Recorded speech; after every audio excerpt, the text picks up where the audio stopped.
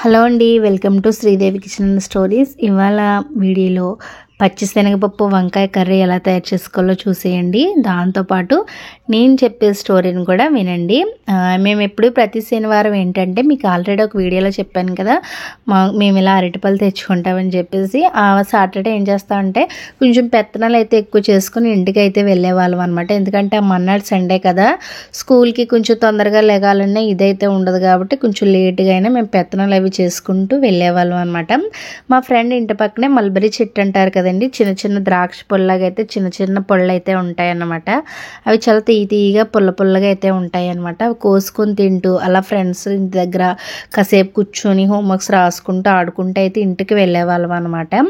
అలాగే అప్పుడు కాన్వెంట్ నుంచి అయితే ఒక బస్సు వచ్చిందనమాట. బస్సులోంచి ఒక 5-6 అమ్మాయిలు అయితే దిగారు. మా ఏజ్ వాళ్ళేనమాట. మా క్లాసు ఒక క్లాసు ఎక్కువ కానీ మా ఏజ్లోనమాట వాళ్ళు దిగారనమాట. వాళ్ళు మాకు ఇప్పటికొచ్చి ఎప్పుడు మేము చూడలేదు. వాళ్ళైతే మమ్మల్ని చూసి మీదే స్కూలు, మీ పేరు ఏంటని అన్నీ అడిగారనమాట. అడిగిన తర్వాత మేము చెప్పామన్నమాట. చెప్పిన తర్వాత వాళ్ళు క్రిస్టియన్ అనమాట. వాళ్ళు రేపు సండే కదా, రేపు మా చర్చికి రండి, భోజనాలు అలాగే పాటలు అవి పాడతారు, తప్పకుండా రావాలి, చాలా బాగా చేస్తారని అయితే చెప్పారనమాట. డ్యాన్స్ ప్రోగ్రాలు అవి ఉన్నాయంటే మేము చాలా సరదా పడ్డామండి. అందులో నేను మా ఫ్రెండ్ అయితే చిన్నప్పుడు సండే స్కూల్ అని చెప్పేసి పిల్లలతో పాటు సండే స్కూల్కి అయితే వెళ్ళామన్నమాట. చర్చికి అయితే వెళ్ళేవాళ్ళం.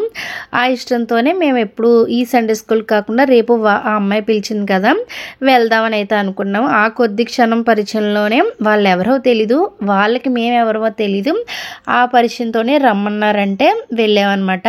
వాళ్ళ ఇల్లు కూడా బాగా ఊరి చివరన్నమాట.